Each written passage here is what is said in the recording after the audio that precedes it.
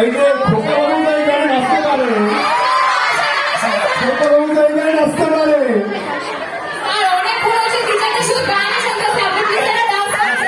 আমি গান টান গাবো না, আমি আচ্ছা এই রাইট একাডেমিতে একটা যে জিনিসটার জন্য আমি সবচেয়ে স্পেশাল জিনিসটা নিয়ে একটু কাজ করি।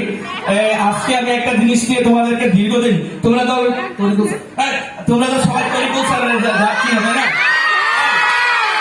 সাকিব স্যাররা তো ছিল, তাই না?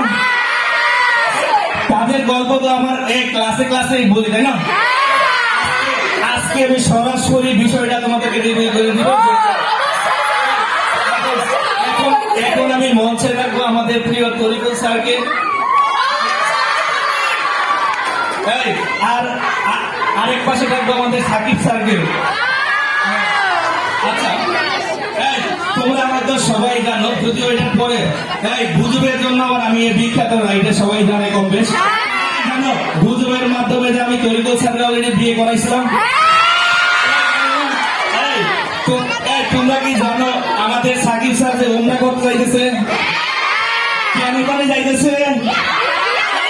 আমার শব্দ দিছে তোমার এই সাকিব স্যার প্রতিদিন বাসায় গিয়ে বলে রাজু স্যার বিয়ে করে ফেলছে, আমার মতো তরিকুল সেও বিয়ে করে ফেলছে গুজবের মাধ্যমে।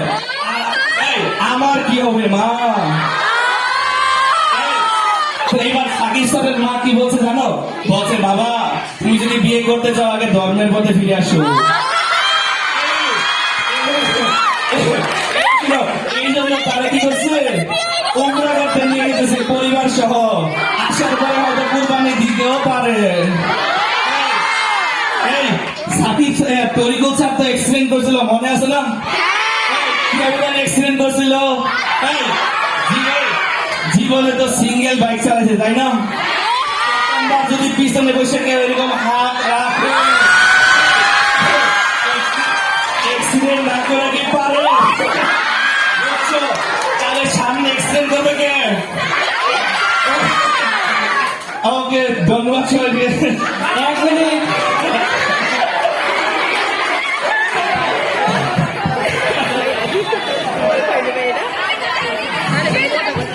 এখনো তো অন্য মতের কথা বাকি, তাই না?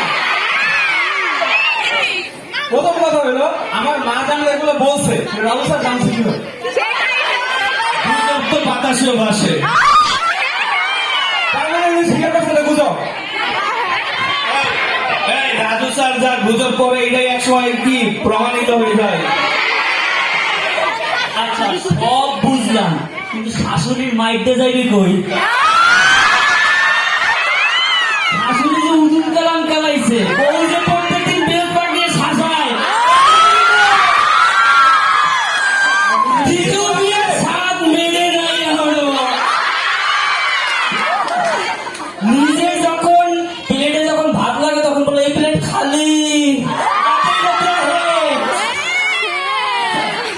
আমাদের বিয়ে নিয়ে এত টেনশন, নতুন লাগবে।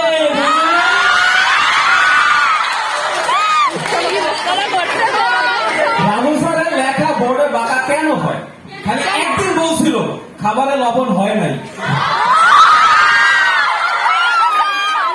খালি একদিন। তারপরে লোকটা 3,000 টাকা কাছে আশা রাখবে, তার ঠিক হয় নাই। তোমরা কি আমার কখনো দেখছো আমি কোন ছুটি নিছি? 3 মাস ছুটি কেন নেবেন? বাসায় তো